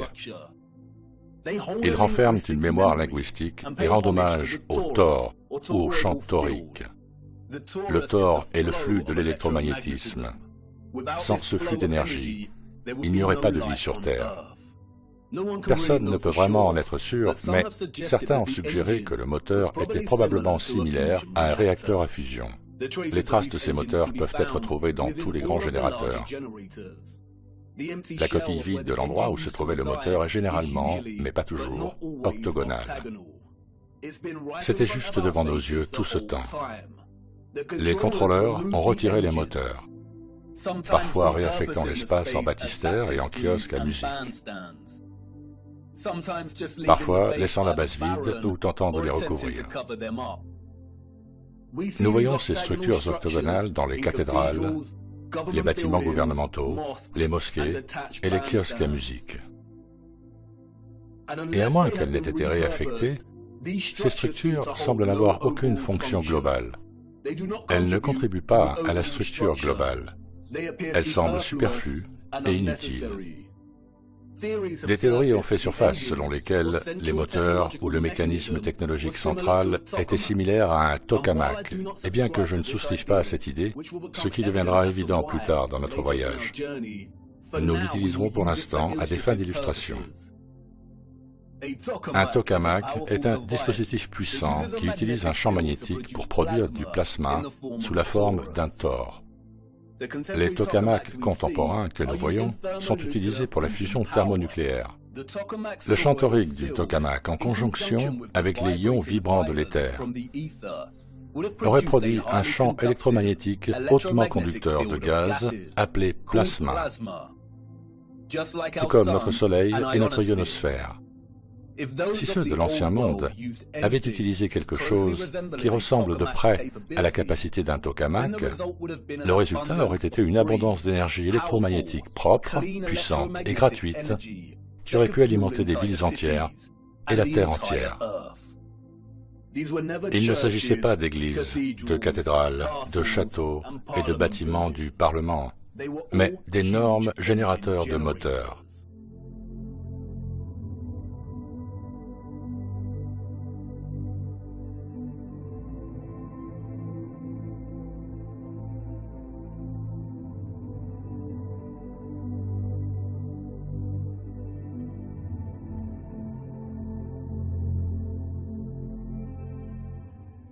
Les contrôleurs ont inventé des étiquettes et des termes tels que Renaissance, gréco-romain, et ainsi de suite, pour décrire le style de ces structures. Mais comme vous pouvez le voir, toutes ces magnifiques structures invraisemblables partagent toutes les mêmes principes structurels fondamentaux et la même conception malgré la période et les cultures. Et ce, parce qu'elles ont été créées dans le seul but de générer de l'énergie. Et ce n'est pas parce que ces structures n'ont jamais été utilisées pour la prière et le culte qu'elles n'étaient pas des lieux saints. Les civilisations du passé entretenaient une relation avec la source et l'Esprit Saint, ou l'éther, comme aucune autre. Et elles lui rendaient hommage, la révéraient et la remerciaient en construisant leurs générateurs avec tant de splendeur et de beauté. Et non seulement ça, mais ils ont construit l'ensemble de leurs structures, statues et ornementations dans le respect de ce don, dans le respect de la production d'énergie, qui a rendu leur mode de vie possible en premier lieu. La couronne de laurier que les contrôleurs sataniques ont corrompue en s'appropriant le symbole et en le redésignant pour représenter Apollon et Lucifer est en fait une bobine torique. Et nous voyons la bobine torique dans toute l'infrastructure de l'Ancien Monde. Une bobine ayant à la fois une fonction et une célébration de cette fonction.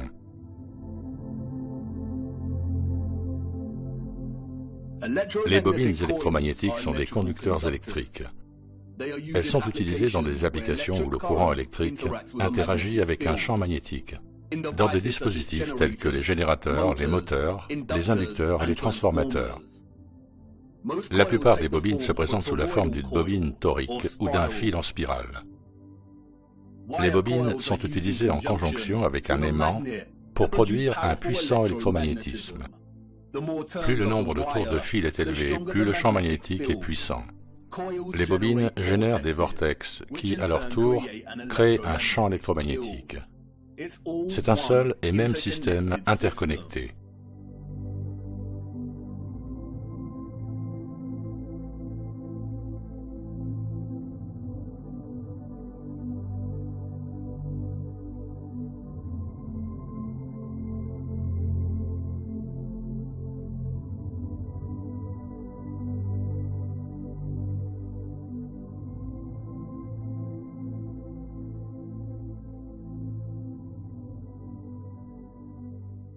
Et nous le voyons partout.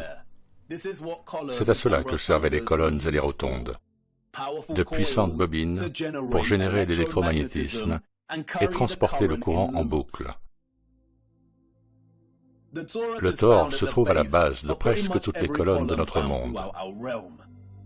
Il est partout. Regardez le mouvement de l'électricité à l'intérieur d'un fil et le champ magnétique simultané qu'il produit. C'est exactement la forme d'une colonne. Et nous voyons cela présent dans toutes ces colonnes gigantesques et méticuleusement fabriquées.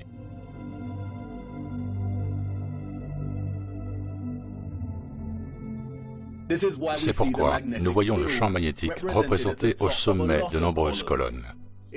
C'est le mouvement des ions dans le champ magnétique. C'est le mouvement du Thor et du vortex torique.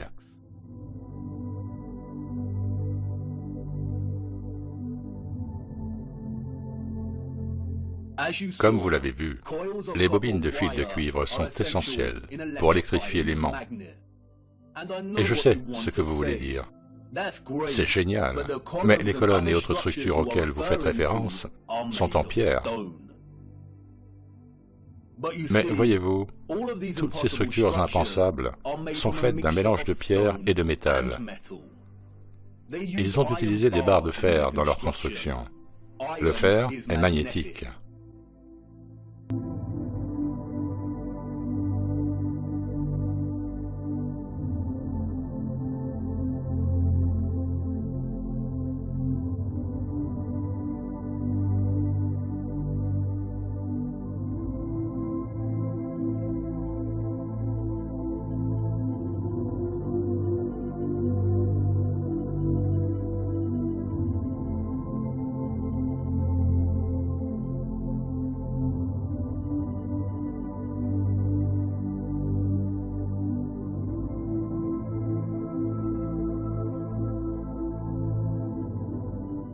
Ces barres de fer traversent toute l'infrastructure en pierre et sont complétées par une couverture en cuivre et en or. Le cuivre et l'or sont de puissants conducteurs d'électricité. Souvent, nous trouvons des statues entières, des arches, des dômes et des toits faits d'un cuivre bleu distinctif. En outre, la pierre calcaire, le granit et la dolomie sont mélangés à du silicium cristallin ou du quartz. Le quartz a un fort potentiel électrique. Les colonnades et les arches que nous voyons partout étaient à l'origine des composants intégraux de l'infrastructure électromagnétique globale. Bien qu'elles soient également construites dans des formes géométriques qui reflètent le flux d'énergie électromagnétique, comme les bouches de bobines, les champs magnétiques en fer à cheval et les vortex toriques, comme tout ce qui était construit dans l'Ancien Monde, elles étaient à la fois fonctionnelles et conçues comme un hommage à cette fonction. Une grande quantité d'énergie éthérée était stockée dans des structures construites en briques rouges et en béton. Les briques rouges et le béton sont d'excellents conducteurs d'électricité. Ils fonctionnaient comme d'énormes condensateurs ou batteries. Selon de nouvelles recherches, les briques rouges peuvent être converties en unités de stockage d'énergie qui peuvent être chargées pour contenir de l'électricité comme une batterie et peuvent stocker de l'énergie jusqu'à ce qu'elle soit nécessaire pour alimenter les appareils. La clé de cette fonction de batterie inhérente à la brique rouge est l'oxyde de fer. Le développement et l'utilisation de la brique rouge sont essentiels, et nous reviendrons sur ce sujet bien plus tard au cours de notre voyage. Les très grandes centrales et batteries en briques rouges étaient désignées et reconnaissables par leurs bandes blanches, comme la gare de Saint-Pancras à Londres, et de nombreuses autres structures célèbres. Cette désignation des centrales par des bandes rouges et blanches est encore utilisée aujourd'hui et constitue également un indicateur pour l'aimant. Certaines étaient construites en bleu, noir et marron avec des rayures blanches. Les tours, les obélisques et les petites tours d'horloge fonctionnaient comme des condensateurs intermédiaires ou des batteries pour stocker, distribuer et fournir de l'énergie à travers le réseau. Toute la Terre de notre monde plat était connectée en un seul réseau, un système complexe interconnecté de production, de distribution et de consommation d'énergie libre. Ce réseau a été déstabilisé et désactivé quelque part entre le XVIIe siècle et le XIXe siècle. Les réseaux électriques de ce type ne fonctionnent pas sur une masse sphérique. Nos ancêtres historiques savaient que la Terre sur laquelle ils marchaient était plate. Ce type d'avancée technologique futuriste est le résultat d'une civilisation qui savait exactement sur quel type de terre elle vivait. Ils n'étaient pas soumis aux mêmes tromperies et abus sataniques que nous. Ils n'ont pas été élevés en croyant qu'ils vivaient sur un rocher globulaire solitaire, tournant dans le vide de l'espace. Les véritables propriétés électromagnétiques éthérées de la Terre ne leur étaient pas cachées. Ils savaient qu'il y avait un firmament bombé au-dessus de leur tête. Ils l'ont étudié, ils ont imité ses propriétés et ont compris sa relation centrale avec toute l'existence éthérée de l'électromagnétisme. Ils vénéraient la magnificence de son art et montraient leur plus grande gratitude à la source, à Dieu et au Saint-Esprit éthéré pour leur avoir donné tout ce dont ils avaient besoin. Regardez. Des dômes.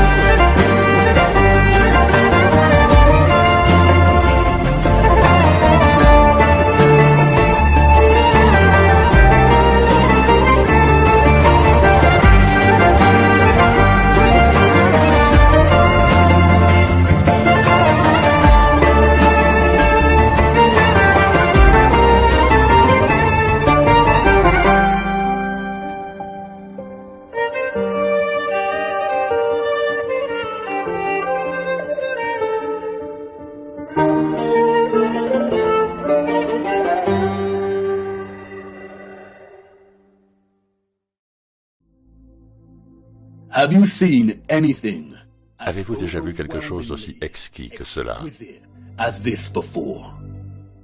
Comment avons-nous pu vivre toute notre vie sans envisager sérieusement le caractère inimaginable de ces structures?